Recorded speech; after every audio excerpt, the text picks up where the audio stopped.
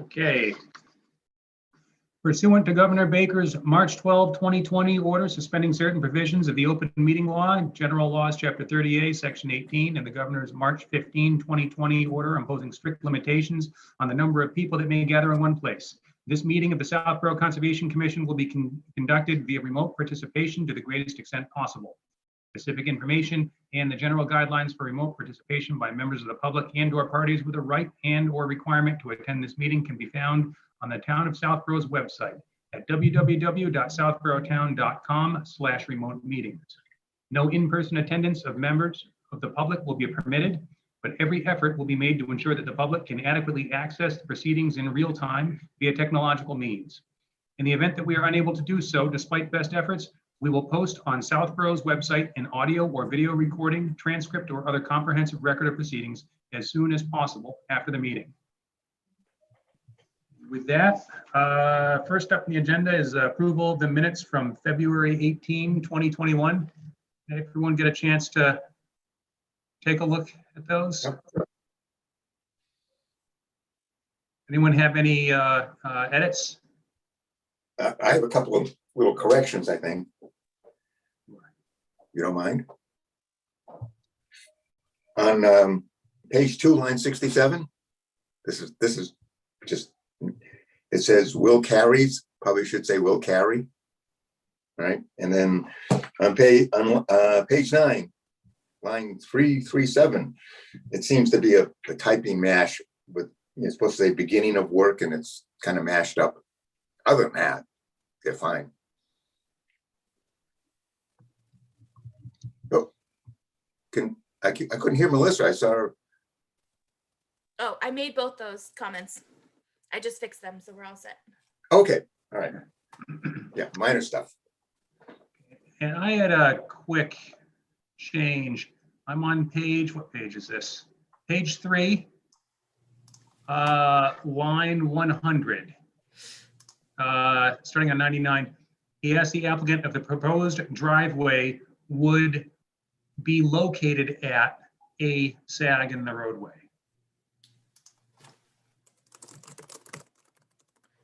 Okay. And that's all I have.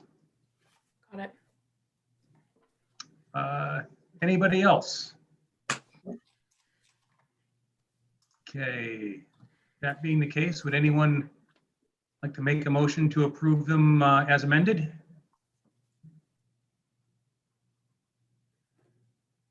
Moved. And do we have a second? Second. Okay, All right. Melissa? Watson, Yes. Smith, Yes. Pete, Yes. Guyer, Yes. Gregory, Yes. Wittes. Yes. Okay. So our first public hearing is a request for determination of applicability, 53 Woodland Road. In accordance with the Wetlands Protection Act, Massachusetts General Laws, Chapter 131, Section 40, and the Southborough Wetlands Bylaw, the Southborough Conservation Commission will conduct a public hearing on Thursday, March 11, 2021 at 7 p.m. via a virtual Zoom meeting. The commission will consider a request for determination for a project at 53 Woodland Road, map 30, lot 2, for the applicant James Gorse. The project description is a replacement of failed septic system within the buffer zone. Excuse me. Okay. And who's here presenting the project this evening? Mark, I think you're on mute.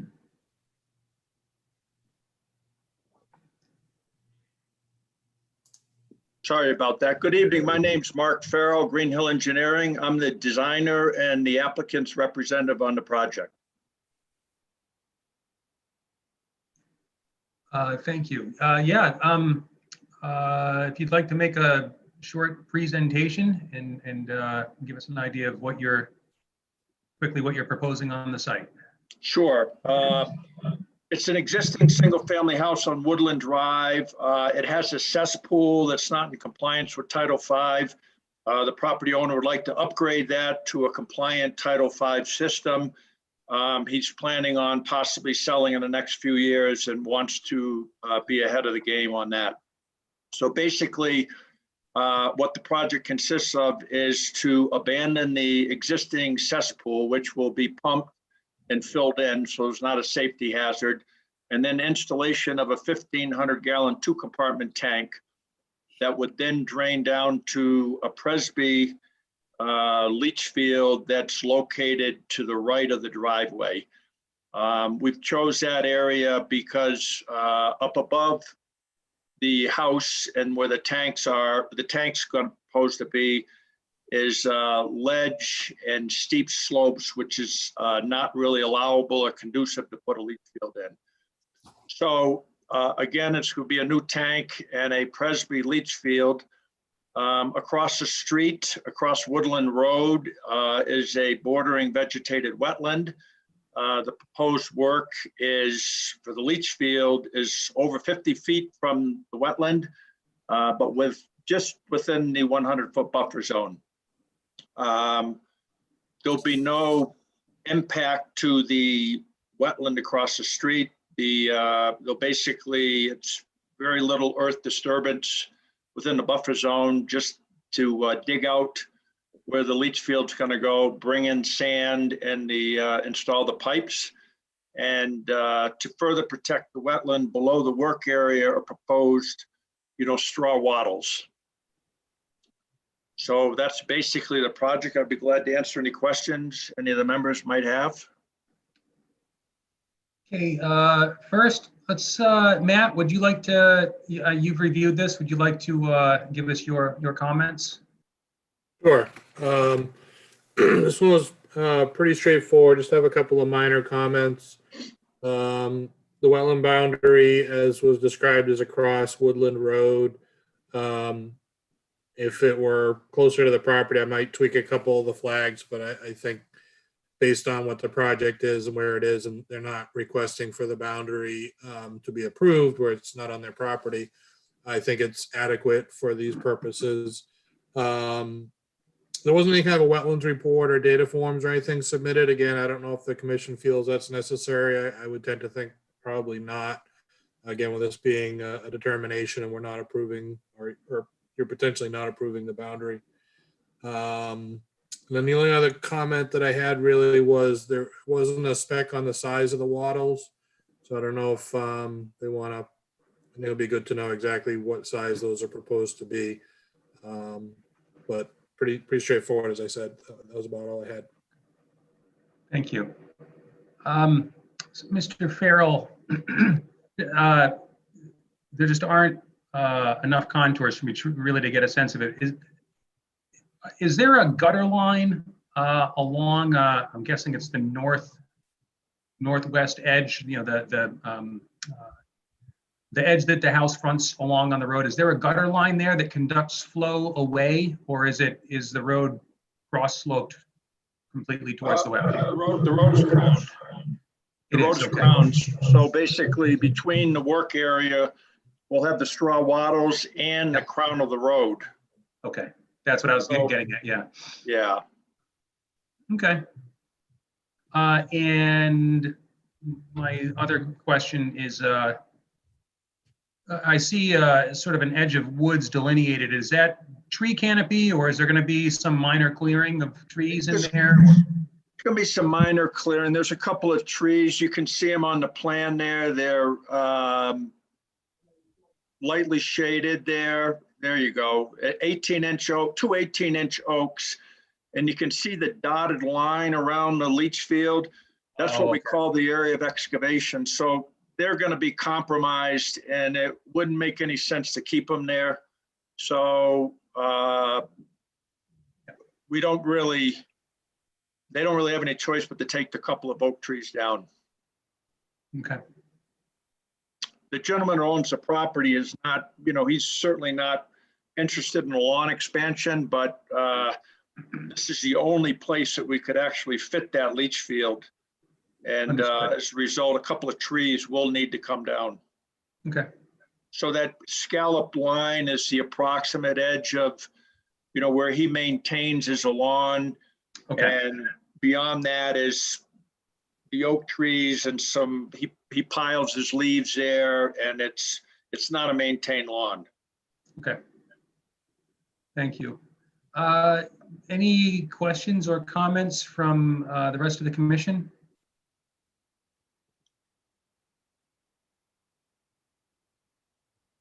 Okay, Melissa, do we have anybody in the audience who wishes to speak on this?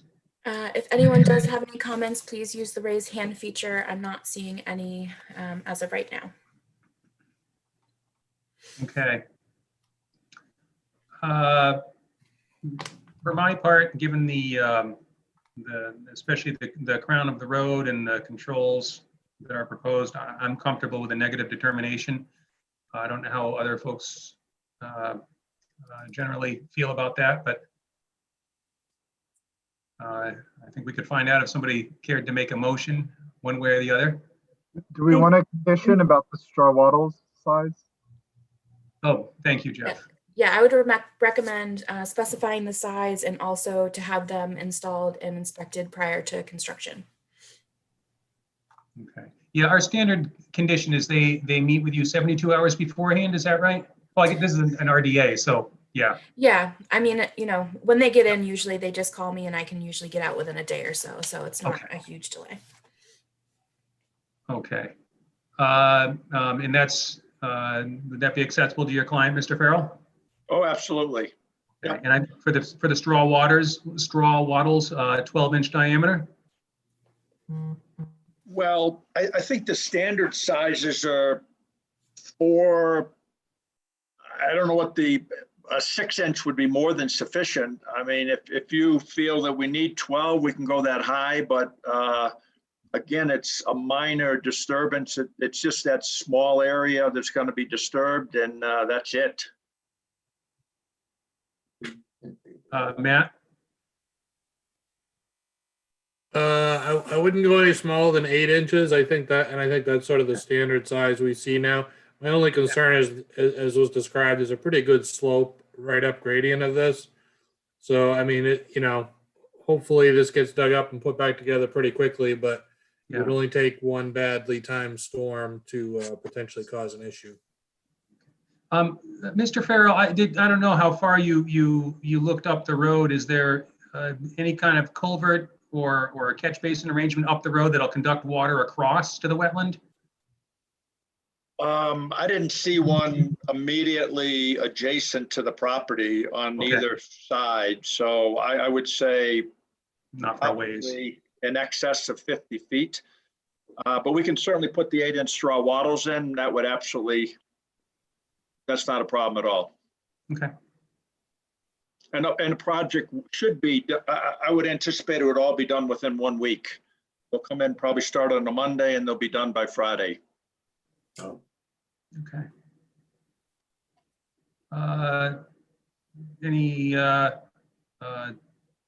Anything from any commissioners wish to, is an 8-inch wattle, does that sound good? And if so, I think at this point, a motion would be I move appropriate. redetermination with 8-inch wattles And inspection. and inspection. yeah, it's staked wattles. Staked. What Staked. current?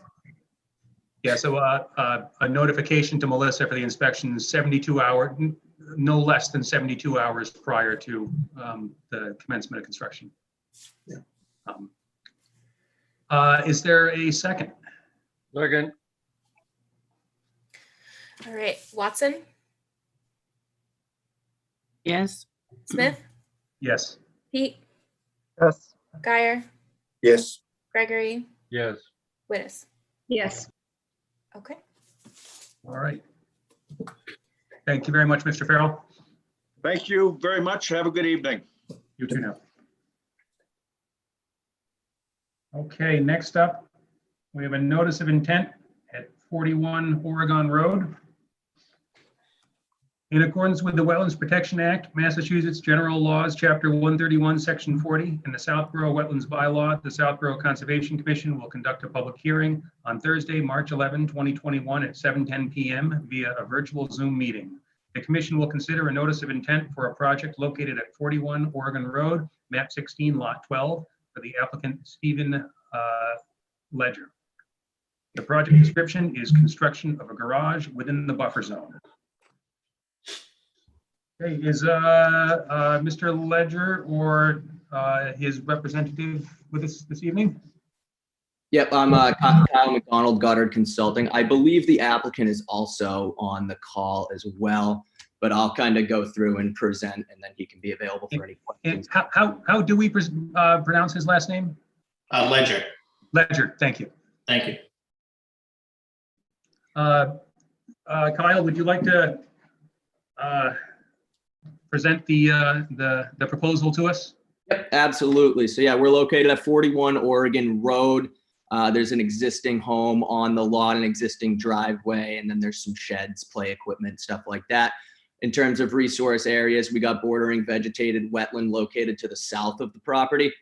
So the proposal here is to remove an existing shed in this location and construct a garage and kind of extend the existing driveway a little bit to the south to allow for entry and exit to the garage.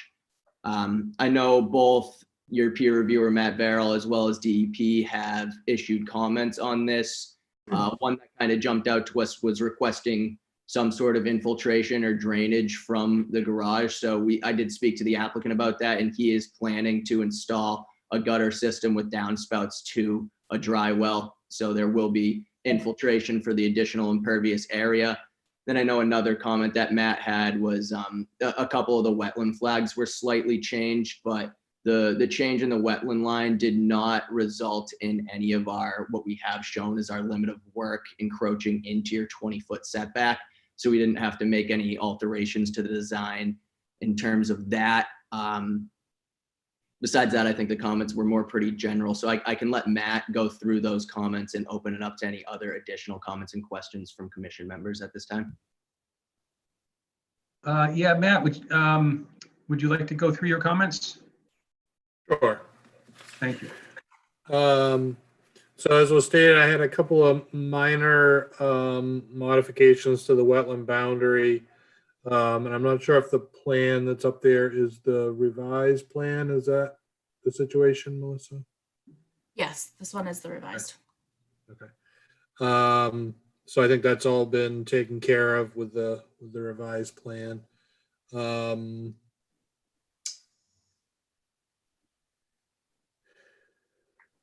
Couple of other things, I guess, for discussion with the commission.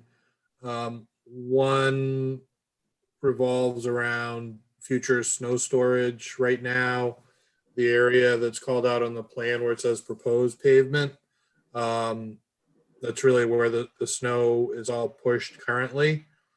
And I think it would be just good to discuss, right now it's stored right there, which appears to be an appropriate location. It's outside the 20-foot buffer zone, but with that pavement being extended that much closer to the sort of embankment that leads down to the wetland, I guess there is some potential for snow getting pushed maybe a little bit further than it should. So as you can see, based on the grading, this whole site is kind of up on a little knoll. Looks like probably the site was historically filled a long time ago. No evidence of any current fill or anything like that. But it is, it drops down pretty quickly from sort of the top part where the home and existing sheds and lawn and everything are, right down to the wetland. One other thing that was noted that is within the 20-foot buffer zone. I'm not sure. I don't know if Melissa can speak to the permitting status of this. To the rear of the home, there are some propane tanks that are, I believe, on a concrete pad, at least as shown on the plan here. I'm not sure if the commission wants to discuss that. As was mentioned, we have a recommendation for some sort of rooftop infiltration, which sounds like the applicant's willing to do. There was no discussion in the application as the actual type of erosion control is proposed, so that needs to be discussed. And then my only other comment which I think it would be good for discussion here, would be, the corners of the building the proposed corners of the new building come right up to sort of the edge of the top of that embankment. And obviously those areas are going to need to be excavated beyond the corners to get the footings in and the foundation and everything. So they're likely going to get into that slope a little bit. And I don't know if the commission has any desire to push that building a little bit further away from those slopes or not. But maybe just a point of discussion. And that was pretty much all I had. Thank you. Not that it's really germane to what we're doing here this evening. I'm just curious, Mr. Ledger, are you running a business out of this, or it's a huge garage? I'm not frankly. No, it is a big garage. No, I'm not running a business out of it. I plan on buying a camper, and I figured a camper would be much better stored inside than against any wetlands by sight of neighbors or just contaminants otherwise. As far as snow plowing, do you do your own plowing, or do you? I do now. Before it was an issue, and I had a guy that used to push well into the wetlands. There is kind of a natural edge of small trees and 6-inch diameter trees that you really can't push farther into. But my intent is to stop at the pavement and not push any gravel. It's not good for my plow. It's not good for snow blower. It's not good for anything. So that's just my intent to limit that. Okay. I suspect that would be a condition that of an approval that the commission would probably impose. And if that, just want to make sure that works for you. No, I have no intent on pushing snow into. It's quite a steep drop. I'd likely end up in the swamp with my truck anyway, so it's not worth the risk. Gotcha. Kyle, a question for you. I see up to the, I believe it's to the north of the garage, above it on the page, it says 12-inch silt sack filter mitt or equivalent. Mhm.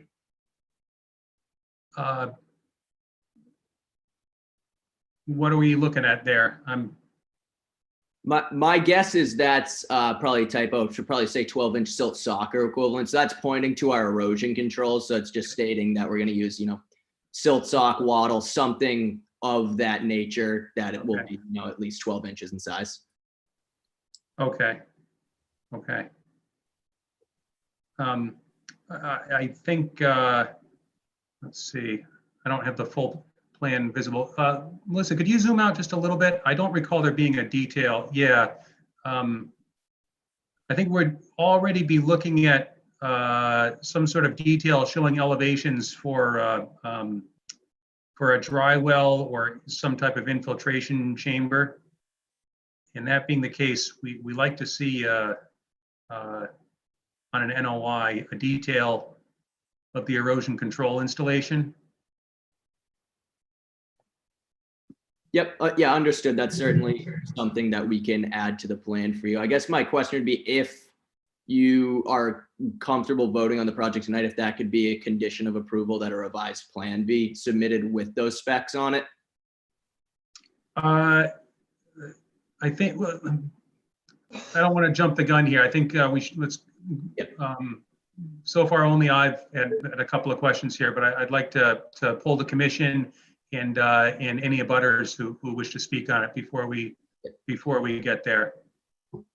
But we can address that later on for sure. Okay, do we have any questions or comments from the rest of the commission? Ben, I have a question. Yes. I'm back to Matt's point about the garage.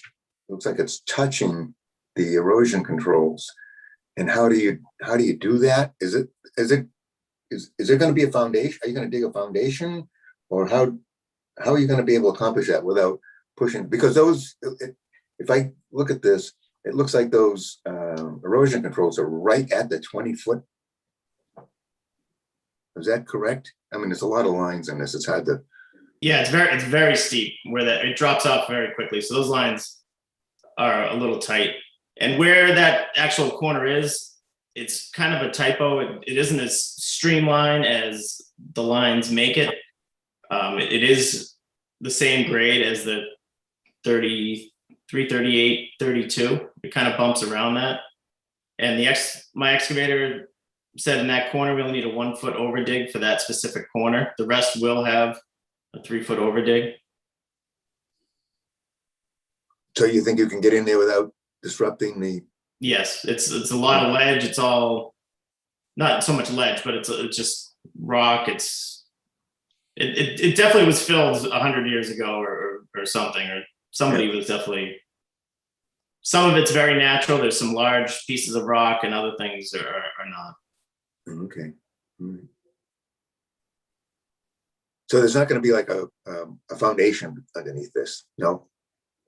There'll be concrete, but just a 1 foot over dig in that corner. Oh, okay. It's going to be a footing and a slab, yes? Yeah. Correct. Yeah, okay, all right. Okay. That's it. Anybody? Oh, thank you. Anybody else? Ben, I have a couple of comments. Certainly. My first question was the shed to the, I don't even know, to the east of it, is that existing? Yes. I wasn't sure if you were moving the shed there. So. No. The shed that's overlapping on the west, that's getting demolished. Okay. And yeah, that's not relocating or anything, no. Okay. I mean, it does kind of look similar size, I understand. That's why I was like, oh, they're moving it. No.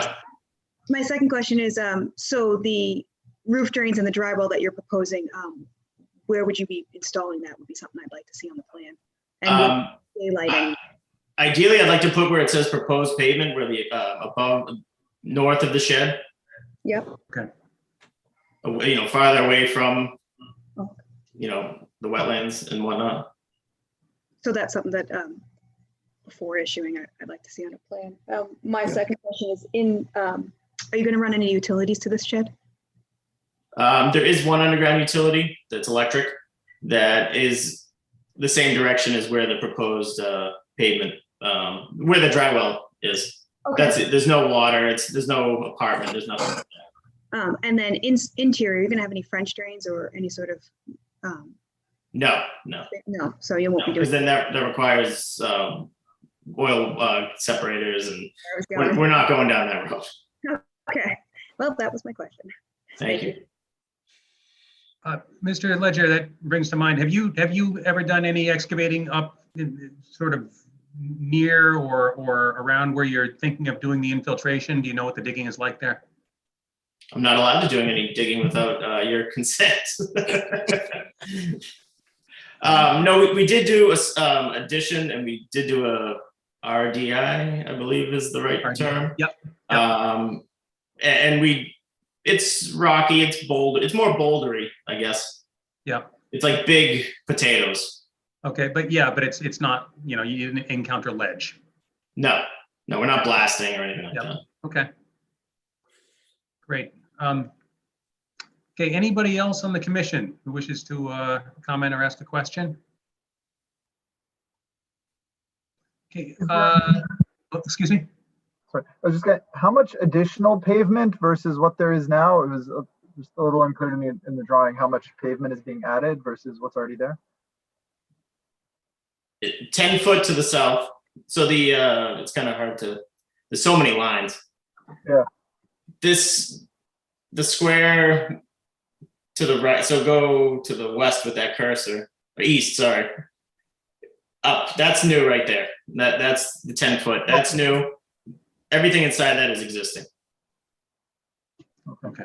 And then to the very north, we just need to line it up better with the corner of just so we can pull in. And is that an area that's like heavily wooded right now? It's a little hard to tell. I was trying to look on Google Maps. There's maybe some trees, or what is that? There is some large trees in the lower levels. And then there's mostly poplar and small less than 12-inch diameter. It fills in pretty nicely, so you don't actually see the wetlands or swamp is what my wife and I call it. but it does, it's quite pretty when it does all fill in.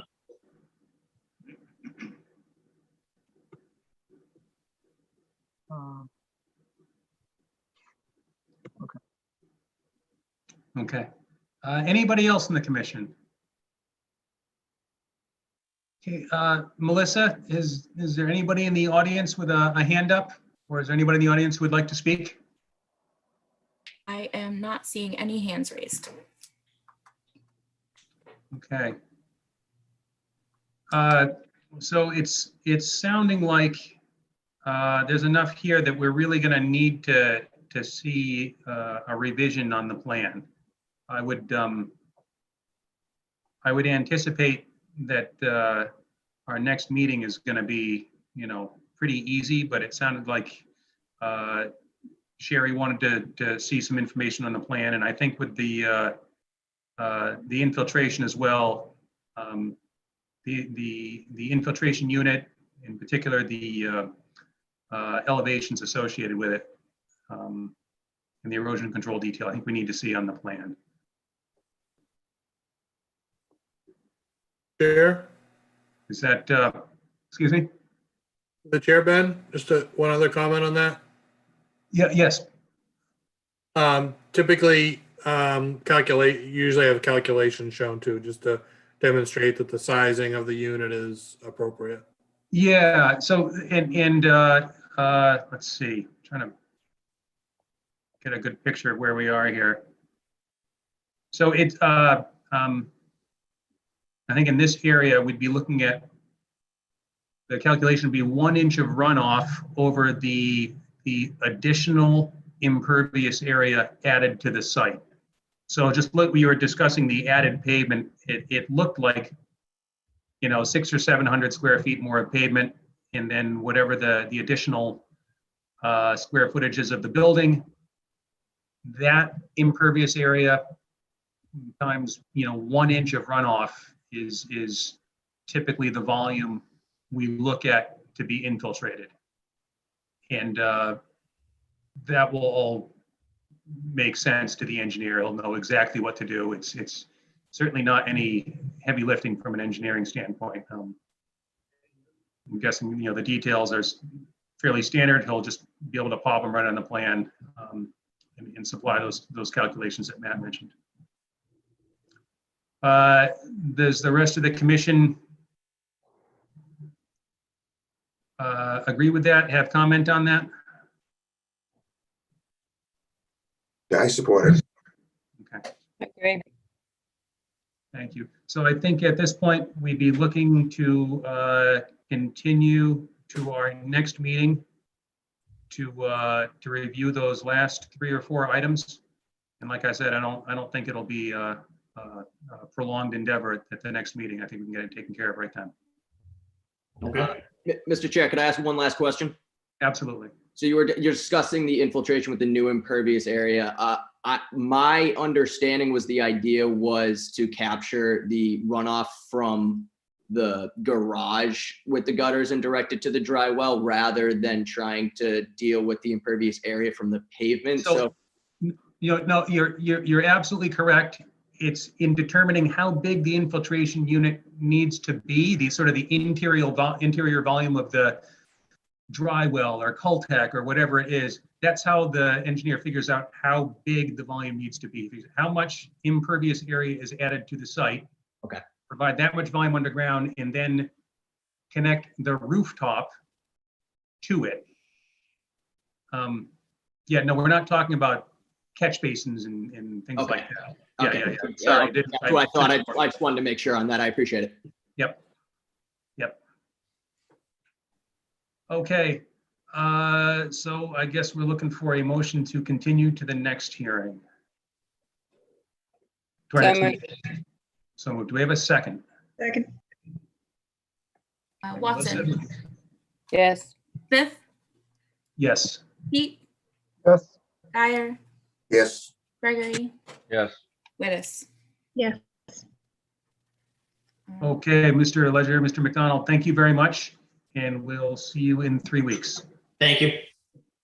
Have a good night. You too. Okay. Next up, let's see. Okay, 5 Nathan Stone Way. In accordance with the Wetlands Protection Act, Massachusetts General Laws, Chapter 131, Section 40, and the Southborough Wetlands Bylaw, the Southborough Conservation Commission will conduct a continued public hearing on Thursday, March 11, 2021 at 7:25 p.m. via a virtual Zoom meeting. The commission will consider a notice of intent for a project located at 5 Nathan Stone Lane, map 10, lot 100, for the applicant Nick Antonopoulos. The project description is expansion of lawn into the buffer zone. Okay, do we have, is the applicant or applicant's representative here with us this evening? Yes, it's me. Oh, okay, great. So do we have an update? So I don't believe that Matt has had the chance to go out and verify the wetland line. Matt, you can correct me if I'm wrong on that. Yeah, I haven't been back out.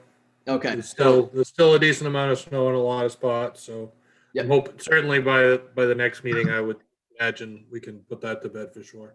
Cool. Okay, so that's understood. So obviously we will not be able to close the hearing tonight, but I wanted to kind of address some of the other comments that Matt had to hopefully get things buttoned up so that we can close at the next meeting date.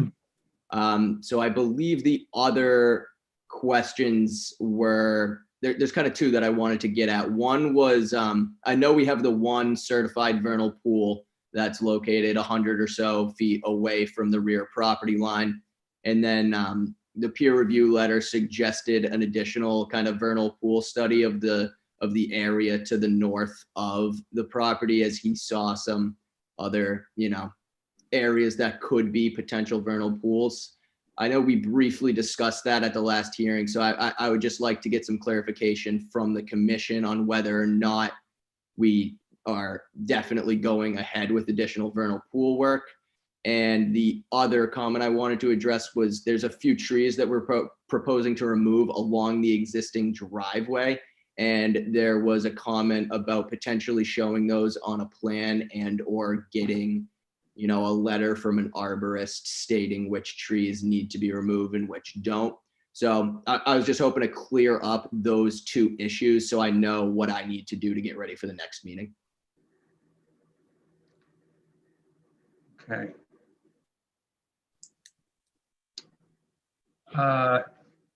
So Matt, we have you've have no further comments since our last meeting because you haven't been able to get out and review the wetland line.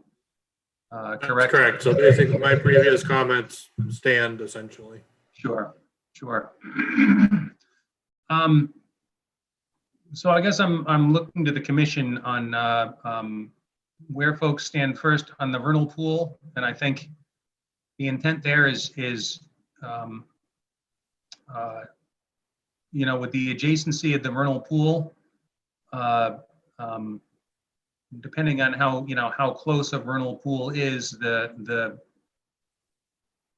surrounding area provides relatively more valuable habitat than perhaps in other areas, I think is what Matt was getting at, and that might steer us into the level of protection that we feel is necessary for the buffer zone to preserve that habitat. And then with the tree removal, this is something we've certainly have asked for in the past. Trees removed in the buffer zone, especially as we get closer to a wetland. We have asked if there's a claim that the trees are a danger or unhealthy or so forth, an evaluation by an arborist. So I'm looking for some input from the rest of the commission to steer us on this. Ben? Oh, go ahead, please, Matt. Sorry, I'll just add one other thing to the conversation. I mean, as we discussed before the meeting started very briefly, just in general, we are coming right into prime vernal pool season to go and look for species. So if there were ever good timing as far as not really delaying anything, of having Mr. McDonald to go out and do some sort of a survey in these areas. I would expect that in the next 3 weeks, it's highly likely that some level of inspection will be able to be made without, causing great hardship to the applicant. And as you said, Ben, if it turns out the vernal pool, if there is vernal pool habitat found that much closer to this area, certainly removal of the forest has, pretty good potential to cause harm to that habitat. Okay.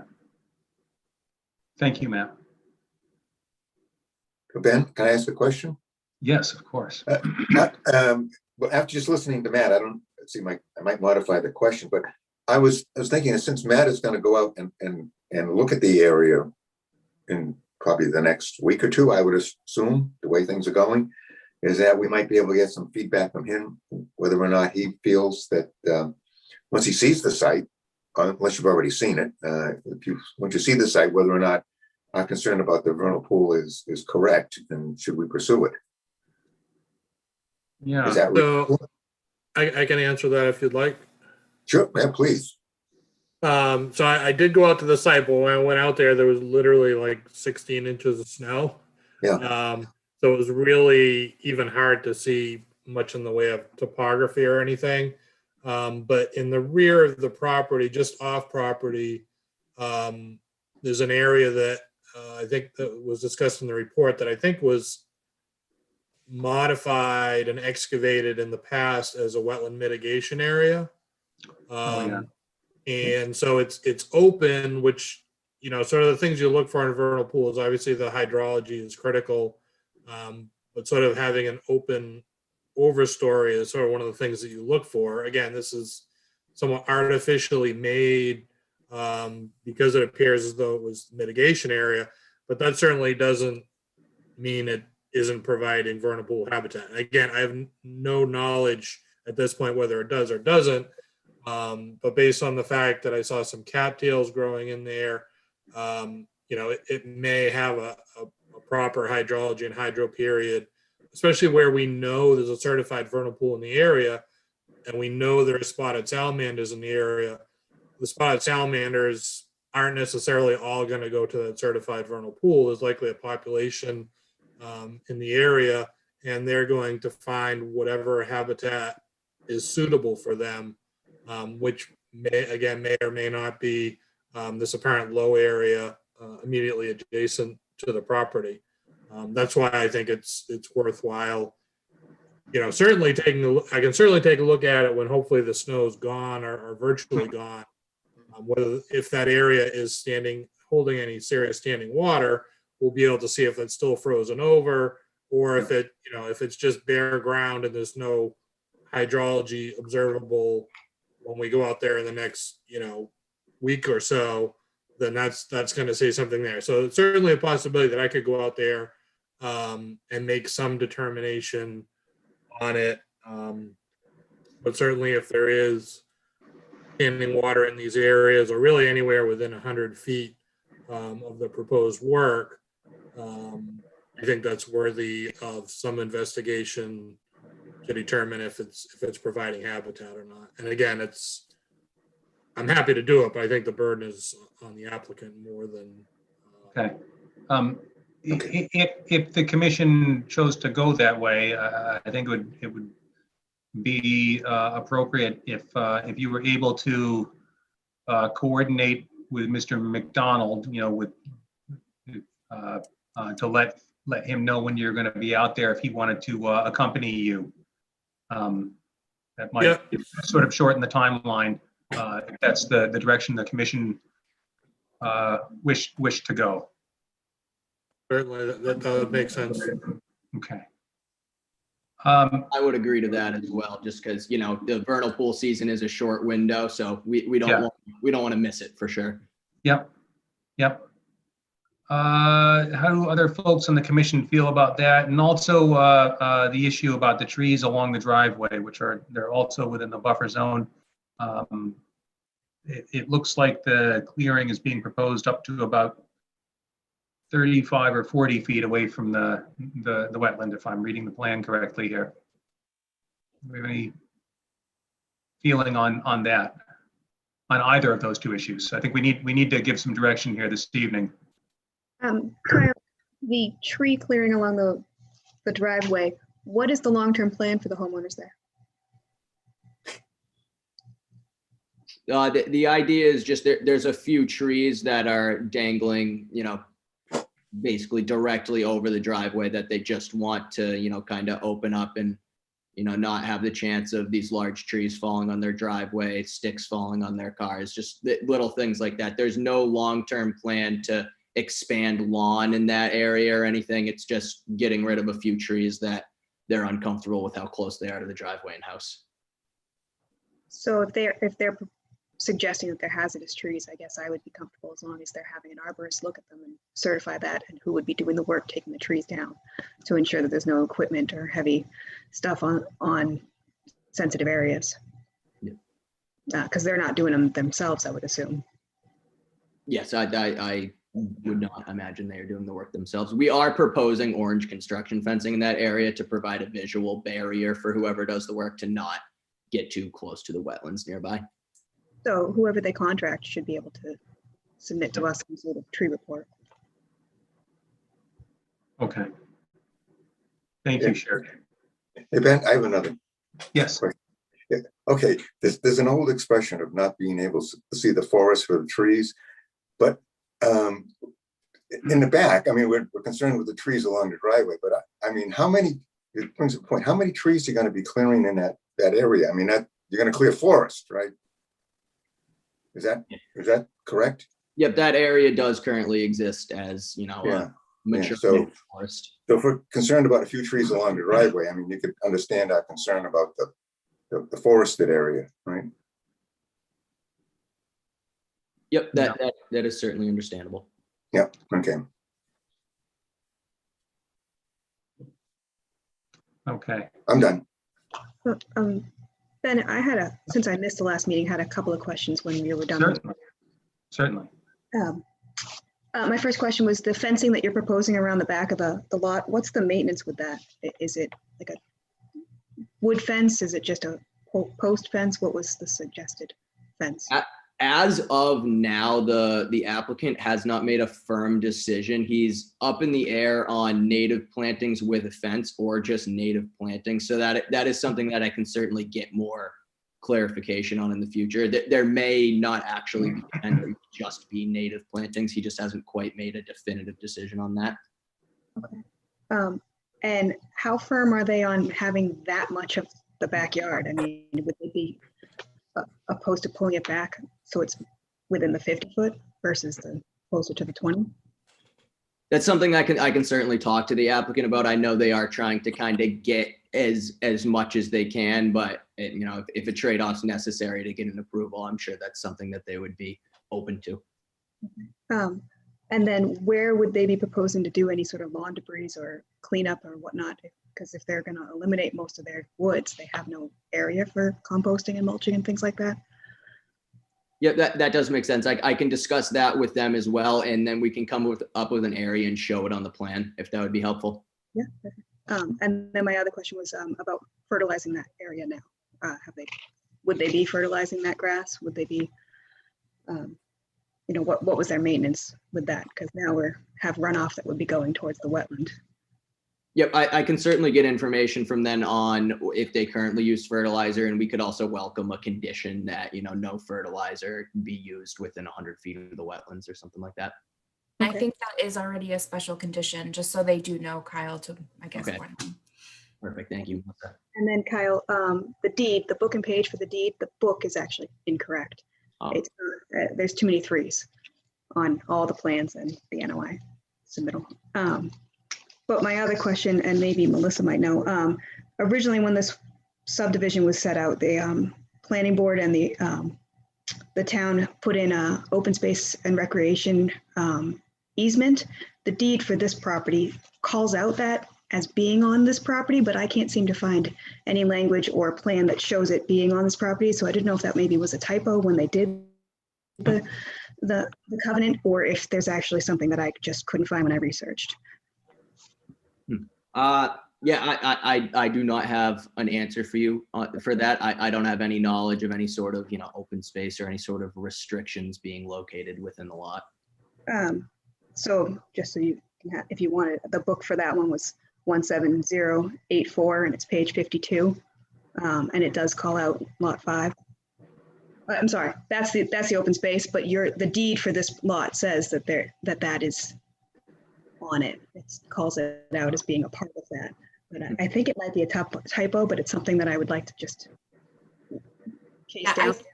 I don't know of a specific easement, Sherry, but I do know that this property that surrounds it is our open space that is owned under the care and control Concom.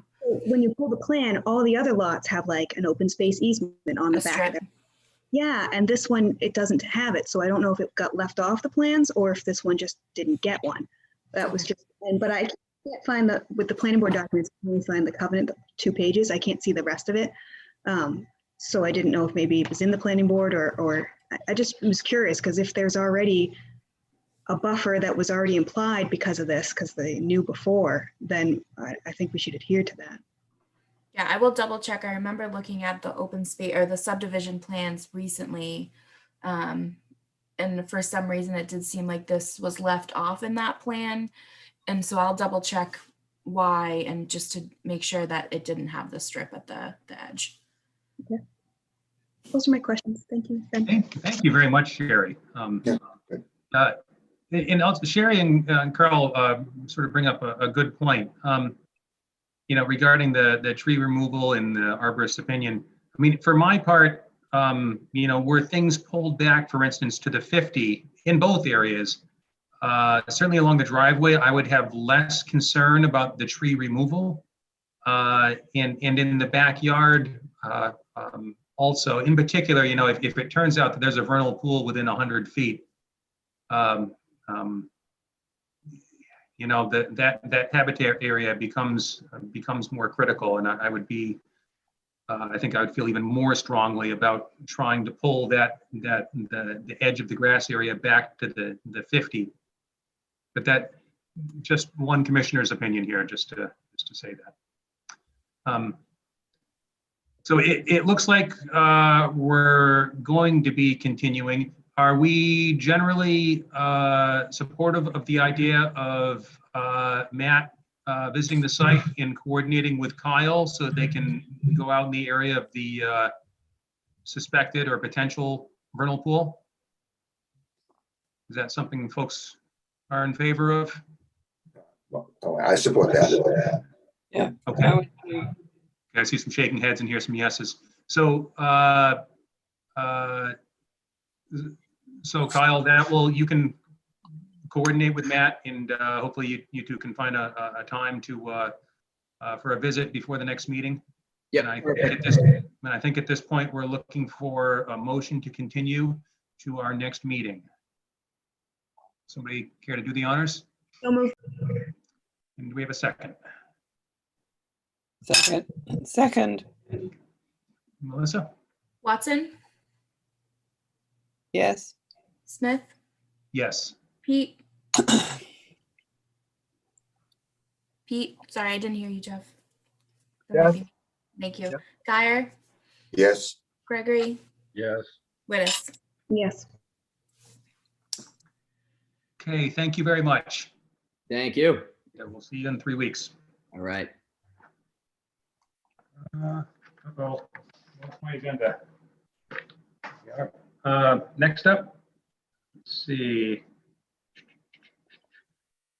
Okay, 192 Woodland Road, stormwater management permit notice of intent. It looks like to be continued until April. Melissa, we still have to read the notice to continue, correct? Good You can practice. shorten it, but yes. Yeah. You can, I'll you can go just through say it. you're reopening it to continue. I think that would be fine at this point. Okay, then reopening the hearing for 192 Woodland Road notice of intent and stormwater management permit continued from last time. And they've requested a continuance tonight to our April 1st, 2021 hearing. Would somebody care to make a motion to that effect? So moved. And is there a second? Second, Melissa? Watson, yes. Smith, Yes. Pete, Yes. Guyer, yes, Gregory, Yes. Wittes. Yes. Okay. Next up, Bigelow Road Notice of Intent. In accordance with the Wetlands Protection Act, Massachusetts General Laws, Chapter 131, Section 40, and the Southborough Wetlands Bylaw, the Southborough Conservation Commission will conduct a continued public hearing on Thursday, March 11, 2021 at 7:25 p.m. via a virtual Zoom meeting. The commission will consider a notice of intent for a project located at Bigelow Road, map 49, lot 19, for the applicant Robert Stewart. The project description is construction of a gravel trail and viewing platform for the Southborough Open Land Foundation. Mr. Stewart. Ben, I have to recuse myself. Okay, thank you, Sherry. Okay, and is Mr. Stewart here or in the audience to be promoted up? Hello, Good evening. good evening. Alrighty, so to start off, since our last meeting, it's been a little while, we've made a few pretty big developments on the project. As you can see here, Odone Survey and Mapping over in Northborough has been super helpful, and they have helped us make this survey for the property. They've also staked out the border lines for the property lines and the proposed trail, so that we know we're not encroaching on any abutters' properties, which has been a concern in the past. As part of that, they suggested for the platform construction, the addition of straw wattles around the area where the platform was being built, just so silt and sediment doesn't make its way into the wetland. The dashed line around the platform is the suggested line for the straw wattles. We will accept suggestions for if anybody has anything to add from the commission to the drainage situation down there, if they want to change anything. But this is what we have suggested right now.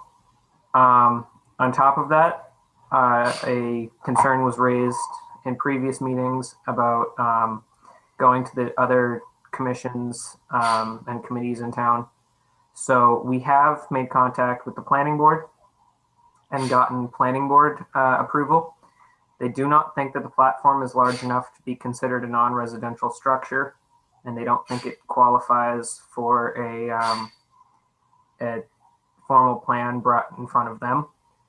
But we did have a discussion with them, and they've given us the okay. I've also had a discussion with the building commissioner. I'm not sure if you got my email yet, Melissa. I sent it really late. I'm sorry about that. But we have come up with a new platform design. It's not really new platform design. Platform is the same size. But the building commissioner asked that I make it handicap accessible, just to make sure that the ramp is a reasonable slope and the platform is safe. So judging off of the grade of the soil down there, we came out to about an 8-foot ramp with 4x4 lips around the edge of the platform to keep anybody from just plain walking off the platform. But it's still a 6x6 platform, 20 inches off the ground, and it is below height to need any like true railings or guardrails. And she has given me permission to go through with the platform. And yeah, that's about it. I did try to get in touch with the selectmen twice, and I haven't heard anything back from them. But I think this is out of their jurisdiction anyway, so I'm not sure about that. Oh, yes. I also changed the parking area after conversations with the planning board and the abutters. We did meet with 42 and 44 Bigelow, the Sergis, and Ms. Pringham at the property just to discuss their concerns a little bit further.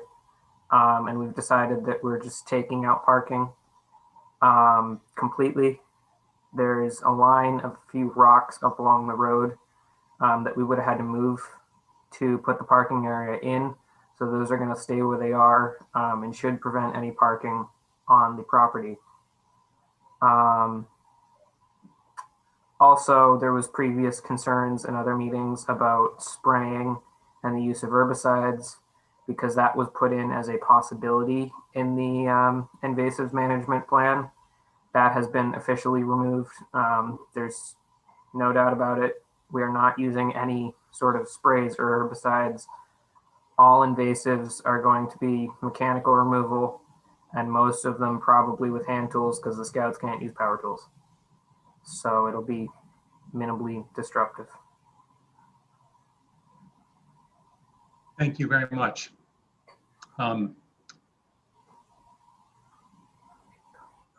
Also, I'm impressed with the with what you've put forward and getting the survey in particular. It's fantastic. The one suggestion that I would make to save yourself headache in the future, presuming that this goes forward, I see that the surveyor, and this is great to see, staked out 4 locations along the property lines. Stakes have a way of just falling over, disappearing, and so forth. And the way to deal with that is to put in what are called ties, and go out and find, on the property that you're working on, for each stake, find a couple of trees that are nearby within 5 or 10 feet, and go out with a notebook or a clipboard, and you put a nail into the tree and measure from the nail to the stake, to a couple of trees, and then you can swing ties to where the stake is, so that when it disappears 6 months from now, you can reestablish where the thing was without having to get the surveyor back out there. That was the only thing that I saw looking at the plan. So I'd like to open this up to the commission. Questions, comments? Would anybody like to speak? Yeah, I think Stuart has done an excellent job of not only getting the detailed plan in front of us, but also working with other groups in the town. I mean, I'm very impressed with that. And Robbie, if you ever want to come back and volunteer for any town board and commission, you would have my full support for that, because you probably know more people in the town than many of us do anyway. So yeah, very nice job on that. Thank you, Judith. Thank you. Anybody else on the commission who wishes to speak? I have a couple of questions. Sure. Right, Ben. The material on the deck, are you still planning to use pressure treated? The DEP requested, as part of getting the project approved, that we do not use pressure treated, so we're planning on using cedar. Yep. So you're not using pressure treated? No. Okay.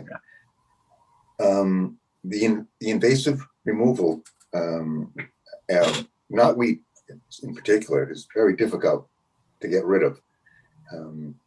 Just pulling it one time usually doesn't work, right? Is there? And I know this is a piece of property owned by by Solf. Are they, after this is done, are they going to continue to battle the invasives? And are we going to have to contend with talking to the Solf about getting those invasives out of there? My Boy Scout troop has talked with Solf, and our troop has agreed to come back as needed, which Solf will determine, to clear the invasives. Because, yeah, the knotweed, basically the only way to get rid of it is carbohydrate starvation and just keep cutting it down repeatedly until it dies out. So this they could be have agreed to a come back as needed. this could be a multi-year. So we would contact the Boy Scout assault if we see the invasives coming back up again, right? Yes. Okay. And I think this being Solve property, their name is actually the name on the NOI. Is that correct, Melissa? Yeah. Yeah. So they're the They ones both- holding back. They both are, but yes. Yeah. Okay. All Yeah, right. but as the property owner, yep. Okay, good. Thank you.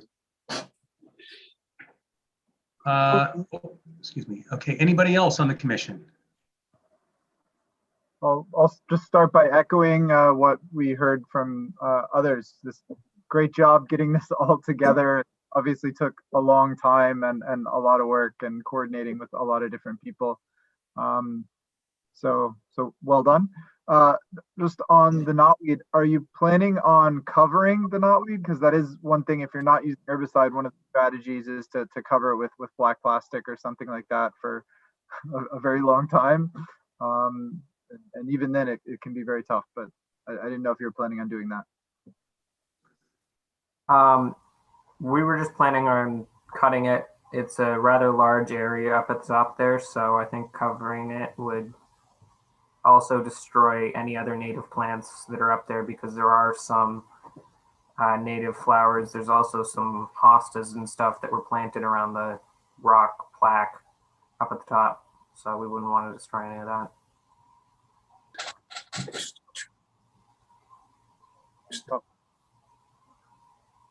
So just to come back to that, the invasive, does it show on a drawing where you will be tackling the invasives? Because I remember at one meeting, somebody mentioned about just tackling within the first 20 feet. Is it going to be the entire area, or is it up to the 100-foot? What part of it will you be consider? Because we probably need this for clarification in the future as to where will those invasives be removed and where they will not, right? Because they're actually beyond 100-foot. We really don't have any say up there, you know. We will be doing our best to clear all of the invasives throughout the entire strip of property leading down to the wetland. We're not going to interfere with anything beyond the platform. But for the most part, all of the invasives are, well, all the knotweed is up at the trailhead. And there's various vines and things that we'll need to remove, bittersweet, throughout the rest of the property. But we're only going to be clearing down to the platform.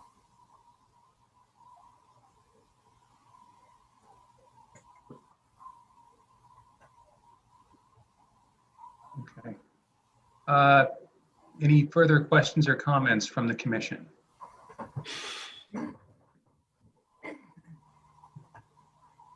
Okay, so before I ask Melissa to look for hands up in the audience, we received an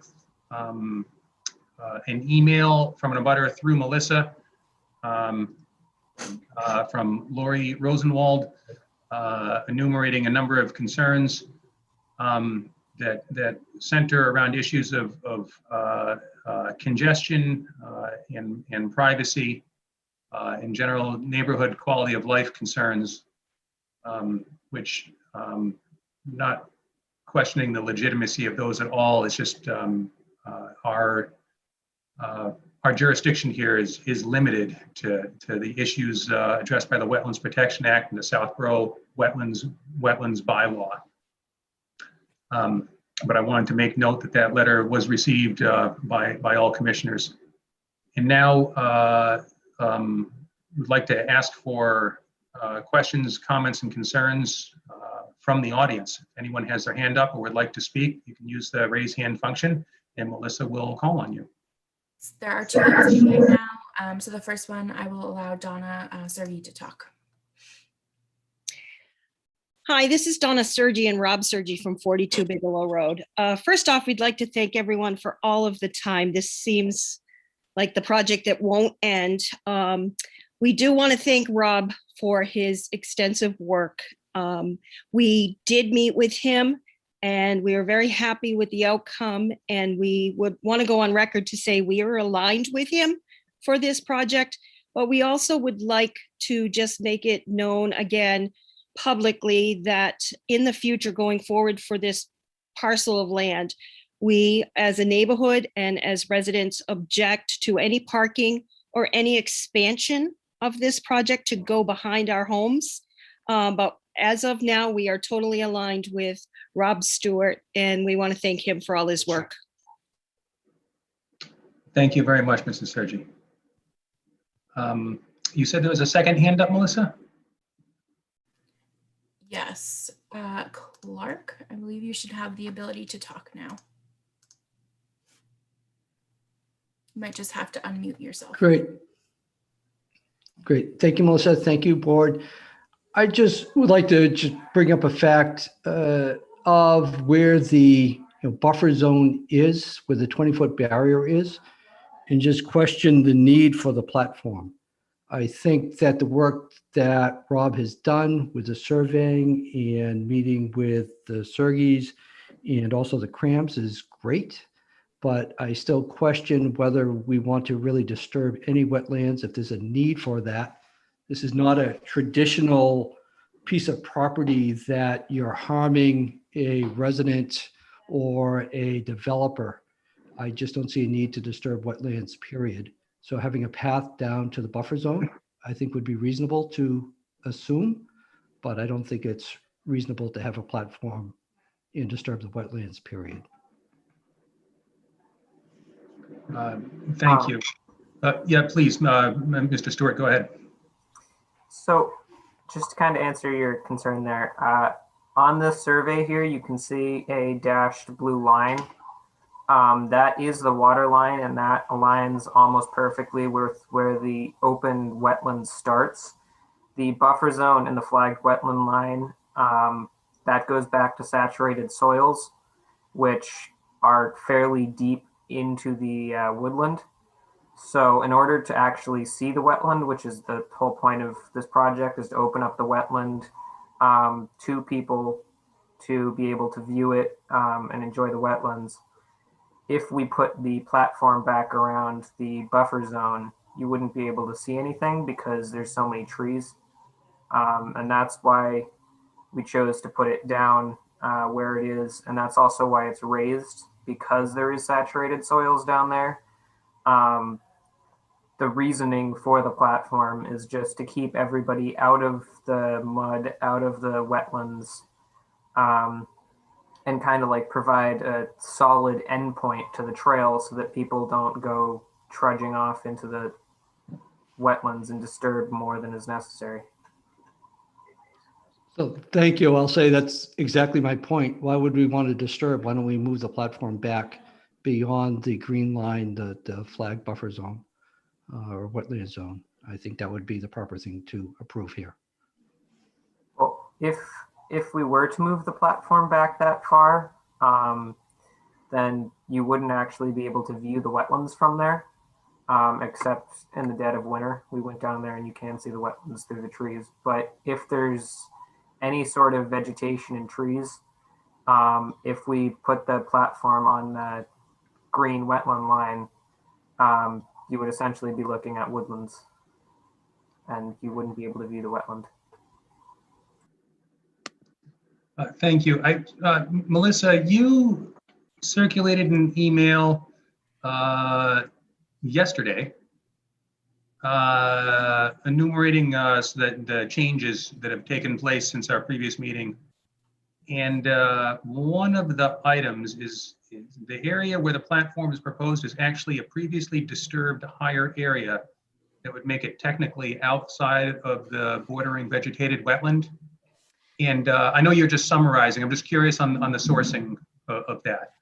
So I think that comes from Matt when he was out there. So maybe he can relay that information a little bit better.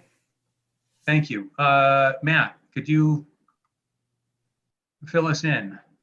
Sorry, can you repeat that question? So the question is, yesterday, Melissa circulated an email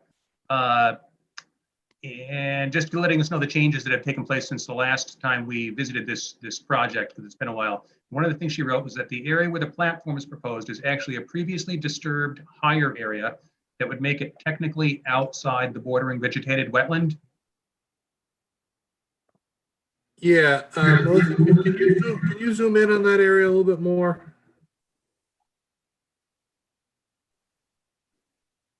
Yeah, so that was, yeah, that area appeared to be an area of some sort of either historic fill or just a natural high spot that if we were really getting into kind of the nitty gritty of delineating every last little high spot, potentially would not qualify as BVW.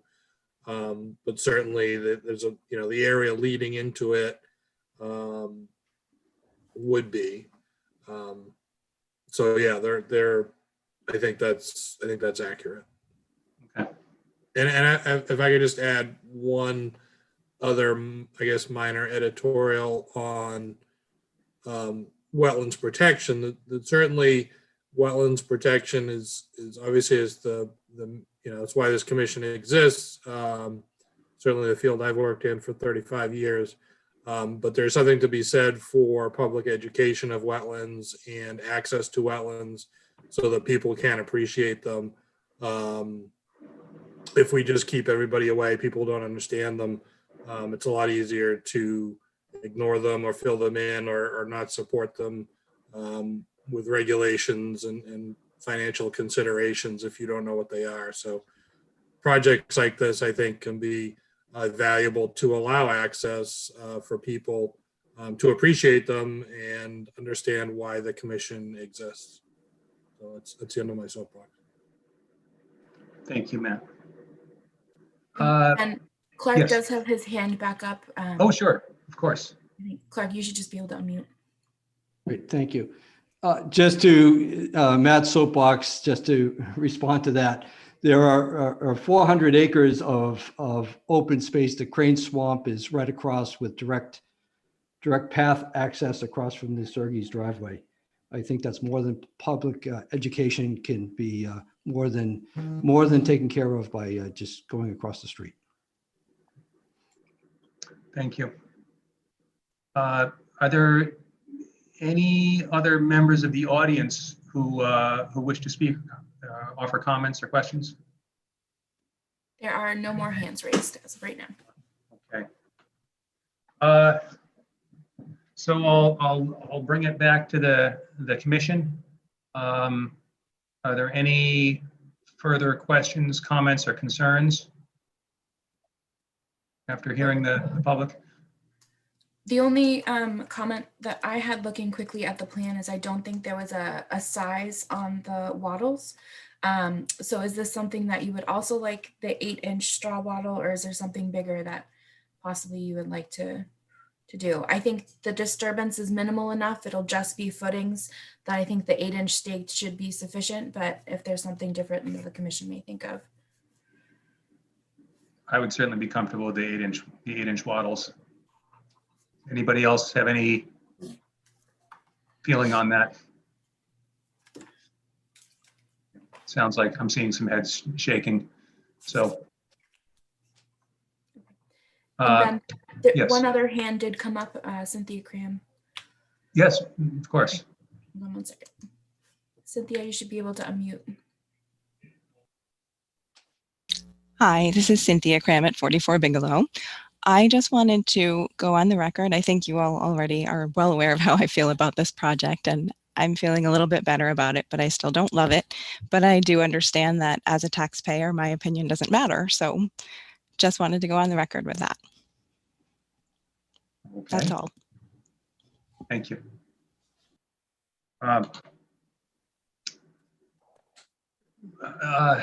Anybody else from the commission? I think we've, okay.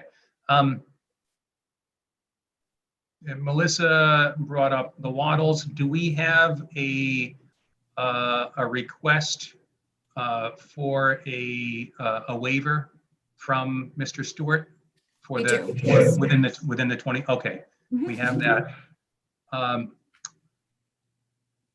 So if we were to approve the project, we would make a finding of fact in the conditions that the proposed invasives removal mitigates that, in the provision of public access mitigates impact to the wetland area.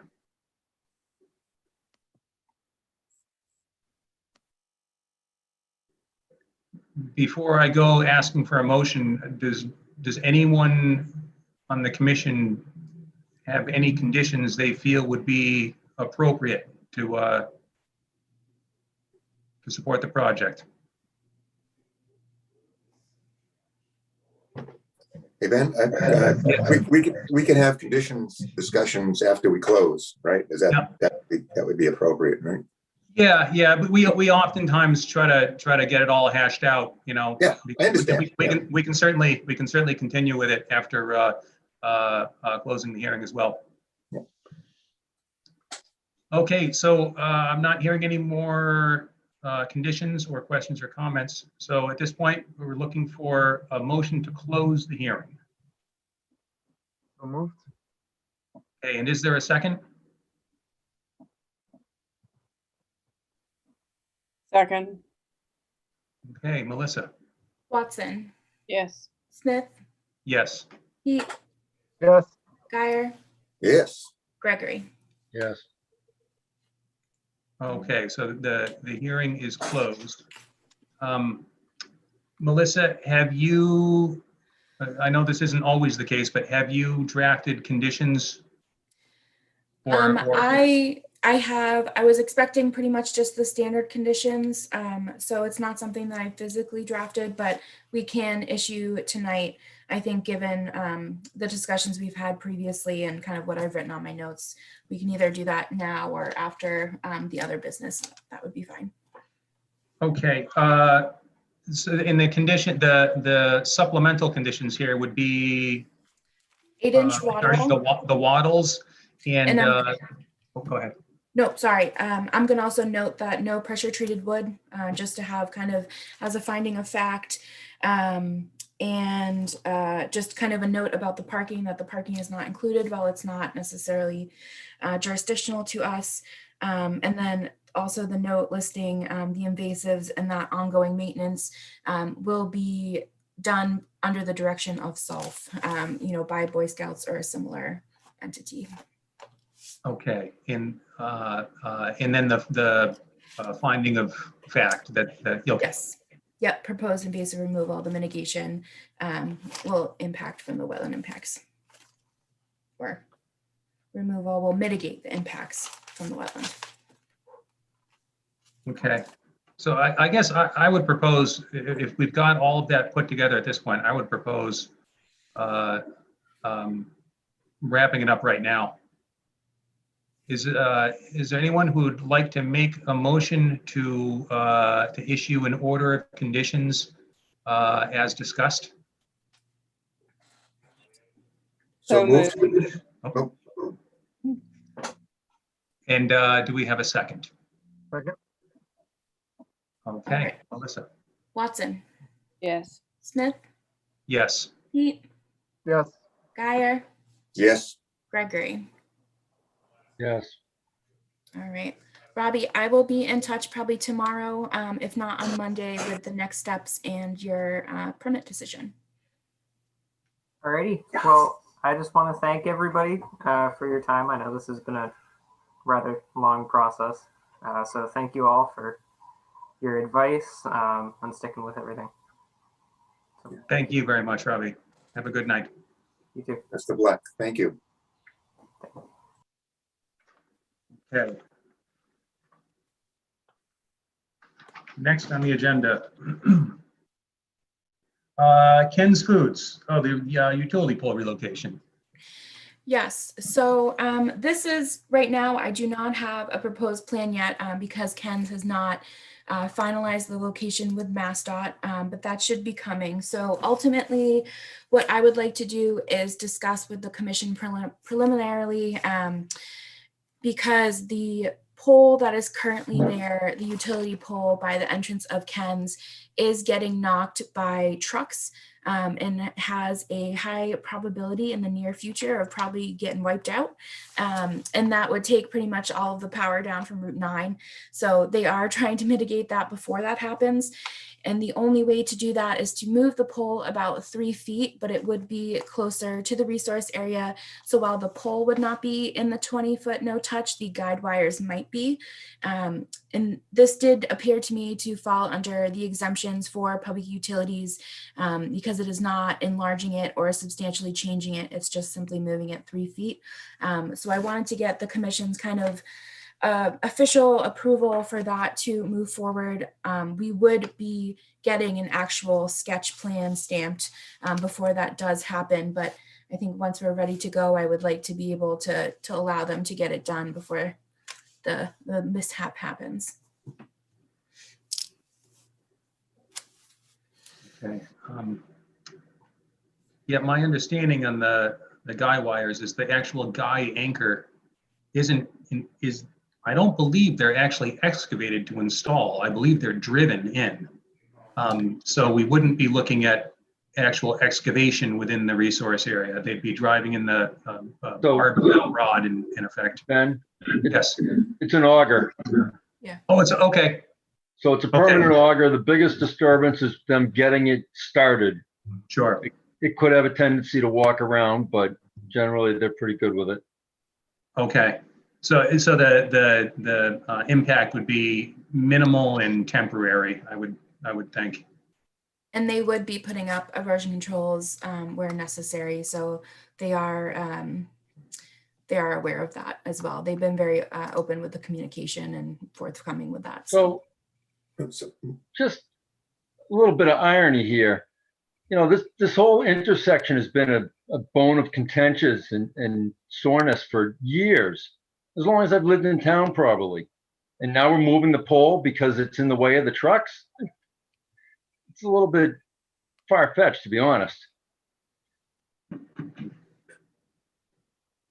Hey, Melissa, just a good question. You're asking us if we agree with you that it qualifies under the utility exception? That's what we're not approving the plan. Correct. We're just agreeing that it's within the exception and we're okay with that. Right. And, essentially I would kind of move forward with it as I would kind of administrative approvals, kind of like a tree removal type. So I go out and I inspect the erosion control before it's done and, kind of monitor it through while it's happening and then kind of, close it out in office to ensure everything's stable at the very end. Okay. Thank you. Are you looking for a vote from us, Melissa, or just a general indication that we're comfortable with it? Either way, whatever they're comfortable with. I mean, vote's always helpful to look back on just to kind of cross the T's and dot I's. Let's do it. Let's do it. Would somebody care to make a motion to accept that this work falls under the utility exemption and to empower Melissa to handle this administratively? So moved. And is there a second? Second. Okay, thank you. Melissa? Watson? Yes. Smith? Yes. Pete? Yes. Guyer? Yes. Gregory? Yes. Wittes? Yes. Russ, you don't have to sound so excited. I know. I'm really bored, beat with this whole thing. It's time for me to be getting off this board. Oh, not this again. Oh no, this is for real, Ben. This Is it? Oh, Russ. It's really getting tired. I'm not engaged in this, and it's not right. Yeah. But I want to find somebody to fill my shoes, so it's kind of a bugger. Yeah. Yeah. So, You got to so have would that we. conscience on the board. Yeah. Yeah. We need a digger. Absolutely. Yeah. All right. Cordoville Road Bridge replacement. So some of you might have noticed that they're gearing up for the Accelerate I-90 495 interchange. They're replacing 3 bridges this summer Flanders and Westboro, Cordoville, and the other one by Oregon. Oregon Road, Yeah, thank Woodland you. Road, Woodland Road. Woodland, yes, Woodland. And the one on Cordoville is pretty much surrounded, not pretty much, it is surrounded by wetlands on all four sides.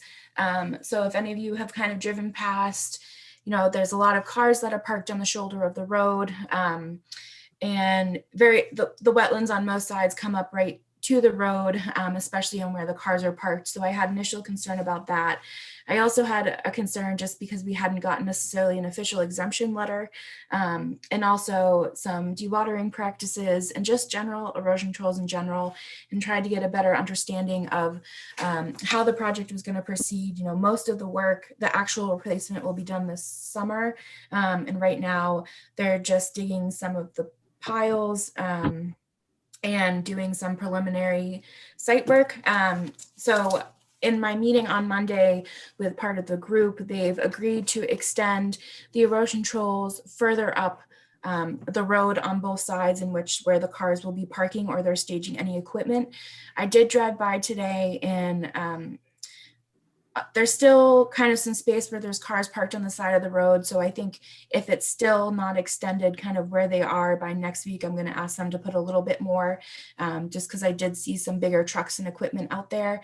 And then, you know, I think they are exempt. So we did kind of cover that. You know, we didn't get the official exemption notice, which was unfortunate. I don't know if they necessarily had to because of the different type of exemption. It's like a bond bill exemption. But so they did listen to any concerns, and now I do have more contact information for kind of immediate contact if there is something. I know they were doing some more dewatering today, and you know, it's a really tight site. I will give them that. They are working up to the BVW edge in some spaces. So it is something that I ask you guys as well to kind of keep your eye on as you are driving past. You know, I've added to my daily back and forth to at least stare at them as I drive past. They're also doing just some invasive management and mitigation along the past Pike too, that I believe will happen later this summer once the bridge is done. So at least that is a positive, but they are kind of doubling up on some more erosion controls, and they're doing a better dewatering setup and adding kind of that horseshoe of straw bales along it as well. So mainly wanted to keep that on your radar as well, but because I did see some concerns, and hopefully they continue to address them in the future as they move forward. Thank you. So the invasives management, that's along I-90 itself. Yeah, I'll try and see if that plan that he was showing me is on their Accelerate website, and I'll show it and I'll send it out to you guys. If not, I'll ask for both the plan that we marked up and agreed upon and the plan set in full. It'll show, you know, all of the bridges and the work around it. So, you know, it does have some benefits, but I think up until the summer, until the bridge is done, we should really be keeping an eye on it because they are very tight in there. But they also have agreed to, you know, store kind of their larger equipment under the bridge, so it's more on that paved surface, kind of as far away as they could be in this instance. So hopefully that will kind of set the precedent of moving forward, and hoping that they get that in their heads that we are watching. Okay. Thank you. Next up, conservation scientist and agent report. Matt. Yeah, not really much to report between the snow and COVID. Still not spending a ton of time in town. Probably the only thing I would have said was this Cordoville project, but Melissa just gave you a full update, so that seems like it's under control. Thank you. Thank you. Melissa, do you have anything additional going on to? Not in terms of projects. I did underneath that. I sent you all the advisory would like to meet with us next the 24th, whatever Wednesday that might be at this point, to discuss some of the stuff that we have come to the Board of Selectmen before in terms of administrative needs and also resources in the future. So I think if the group that maybe has been going to the Board of Selectmen is willing to join me that night, I think that would be helpful. We are first on the agenda, so that is nice. We've been promised that, so hopefully it shouldn't be too long of a discussion. I think most of it is also going to come back to the shared position that is proposed for between the Board of Selectmen and the Treasurer Collector, with some of the Board of Selectmen hours being for kind of light administrative help for me in terms of the stuff that I do on a consistent basis, like possibly the homeowner letters that I send out and following up on expiring permits and things like that, that are just routine that I can get off my plate. So whoever's willing to join me on that, I think it'll be the same discussion that we've had. And then, you know, that's all I have for right now. So I know Mark said it sounds like he can do it, and I was up into the last couple. I think I can make the 24th work. So Thank you. I'm sorry, what time do they start up? What time does advisory start? Is it 6 or 7? I think 6 or 6:30. I will definitely double check that Okay. as we get closer when they post their agenda. Okay, thank you. Mm-hmm. Wow. Do we have any other business? I have one question. Yes. Okay, one of my favorite subjects, but I'm going to try to ask this as diplomatically as I can. Is there any idea when we can talk about the subject we're not allowed to talk about because it's not on the agenda? I would think in the next. That's the best I can do. No, I think in the next month and a half, 2 months, I will have a better update in which there will be substantial information to discuss. So I've reached out to the surveyor or the LSPs that we previously talked to, and they're getting me quotes for just the survey work to pick up Matt's flags and to find the extent of the dump. So I have one, I'm waiting on the second, and I just need a third one to complete the bid process essentially. And then my understanding is that Mark Purple will bring it to the Board of Selectmen to approve the use of their remaining engineering funds. And then we should be able to start that. And, you know, we want to get it done before the vegetation starts growing in. So that is kind of being expedited process. So we will have progress on that in the next month and a half. Thank you very much, Melissa. I greatly appreciate it. Of course. Hey, Melissa, Yeah. I just don't know if those flags might I didn't realize they were going to be surveyed, so Yeah. I might need to stop by there and just take a walk through and make sure they're all still there. If Okay. it'd be okay to do that. Just let me know Absolutely. schedule. Okay. Yeah, absolutely. Thank you. All right. So, wow, at 8:38, we're looking for a motion to adjourn. So moved. Second? Second, okay. Watson, Yes. Smith, Yes. Pete. Oh, Pete wants to stay. Geyer, Yes. Gregory, Yes. Wittes. Yeah. All right. I don't know what to do with the rest of my